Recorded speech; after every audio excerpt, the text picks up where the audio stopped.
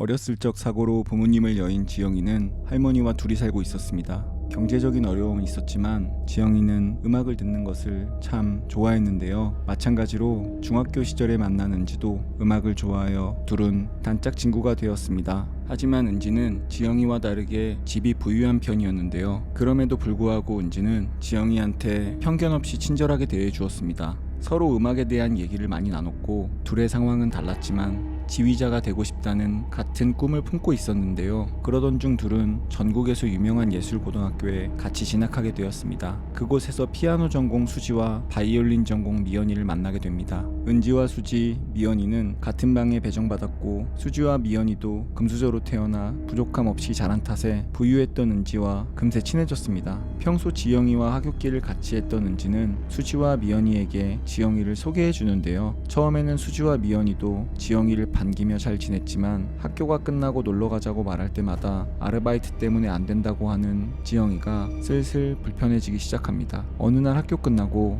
얘들아, 신전 떡볶이 먹으러 가자. 끝나고 내가 노래방 쏠게. 미안, 나 편의점 아르바이트 가야 돼. 너네끼리 가고 내일 보자. 지영아, 넌 왜 매일 아르바이트 하는 거야? 집에서 용돈 안 받아? 할머니밖에 없으셔서 내가 조금이라도 생활비 보태야 돼. 수지는 매번 분위기를 깨는 지영이한테 기분이 나빴지만 할머니밖에 없다는 말에 더 이상 뭐라고 할 말이 없었습니다. 그날부터 수지는 대놓고 지영이를 조롱하기 시작했는데요. 여름방학 때 오스트리아에서 열린 빈 필하모닉 오케스트라에 가자고 하면서 돈 없는 지영이한테는 동영상 찍어올 테니 그걸로 보라며 비웃습니다. 이를 지켜보던 은지와 미연이도 은근히 지영이를 무시하는 발언을 하는데요. 야, 어디서 키키한 냄새 나지 않냐? 약간 지하실 냄새 나는 것 같아.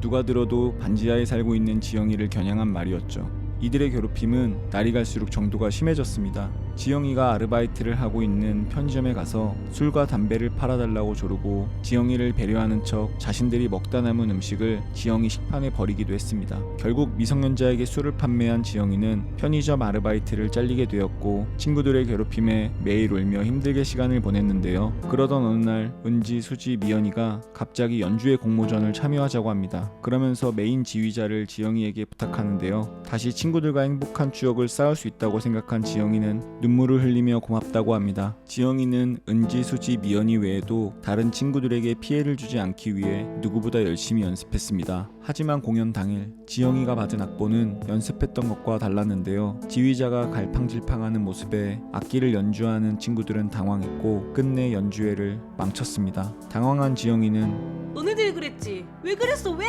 라고 하며 은지, 수지, 미연이에게 따졌지만 그들은 네가 잘못 연습해놓고 왜 남 탓이야? 하며 도리어 화를 냈습니다. 패닉에 빠진 지영이는 속으로 생각합니다. 복수할 거야. 다음날 아침 지영이는 아무렇지 않게 등교했습니다. 오히려 밝은 모습이었는데요. 은지, 수지, 미연이는 드디어 제가 미쳤구나 싶어 공모전을 망쳐놓고 왜 그렇게 해먹냐며 핀잔을 주기 시작합니다. 학교가 끝나고 지영이는 연신 미안하다고 사과하며 은지와 수지, 미연이에게 하나씩 음료수를 건네주었는데요. 다음부터 조심하라고 경고하며 그들은 음료수를 마시면서 돌아갔습니다. 언제 정신이 잃은지 기억이 나지 않는 수지는 눈을 떴을 때 다시 학교에 있다는 사실을 알게 됩니다. 곧 자신의 팔이 묶인 채 피아노 위에서 목에 줄이 감겨 있는 것을 눈치채죠. 앞에 있는 베토벤의 운명을 발끝으로 연주해라. 악보에 맞춰 음정을 정확히 누르면 목에 감긴 줄은 점점 내려올 것이고 틀린다면 줄은 점점 올라갈 것이다. 기괴한 음성이 강당에 퍼졌습니다. 말이 끝나자마자 목에 감긴 줄이 올라가더니 발끝에 피아노 건반이 위치합니다. 하지만 베토벤의 운명을 발로 연주하는 것은 터무니없었는데요. 결국 쾅쾅하는 피아노 소리와 함께 줄은 계속 올라갔고 결국 수지는 피아노 위에서 목에 매달린 채 죽음을 맞이합니다. 같은 시간 미연이도 학교에서 다시 눈을 뜹니다. 현재 상황이 이해되지 않았지만 자신의 한쪽 팔과 목이 줄로 연결되어 있었고 다리가 묶여 있는 것을 발견합니다. 그리고 유리통 안에 갇혀 있었고 자신의 옆에 바이올린 채만 놓여 있었는데요. 오른손은 자유로웠기 때문에 재빨리 매듭을 풀어보려고 했지만 어림없었습니다. 이내 기괴한 음성이 들립니다. 지금부터 들려오는 베토벤의 운명에 맞춰 바이올린 채로 줄을 끊어라. 악보에 맞춰 정확히 연주한다면 모든 줄을 끊을 끊을 수 있을 것이다. 하지만 시간 내에 완료하지 않는다면 유리통에 모든 물이 가득 찰 것이야. 음성이 끝남과 동시에 유리통 안에 물이 차오릅니다. 미연이는 바이올린 채를 무시하고 손으로 줄을 끊으려고 노력하는데요. 줄이 끊어지지 않자 울면서 살려달라고 소리치지만 아무도 듣지 못합니다. 무릎까지 물이 차올랐을 때 옆에 놓인 바이올린 채로 연주를 시작하는데요. 정말 줄이 한 줄씩 끊어졌습니다. 하지만 너무 늦게 시작한 탓에 물은 턱끝까지 차올랐고 결국 미연이는 유리통 물속에서 연주하며 죽음을 맞이합니다. 지영이랑 은지도 서로 다른 10층 높이의 탁자에서 눈을 뜹니다. 지영이랑 은지 왼쪽 팔목에는 이상한 밴드가 채워져 있었습니다. 서로 무슨 상황인지 어리둥절하는데요. 은지는 지영이한테 무슨 상황인지 물어보지만 지영이도 모른다고 대답합니다. 이때 기괴한 음성이 들려옵니다.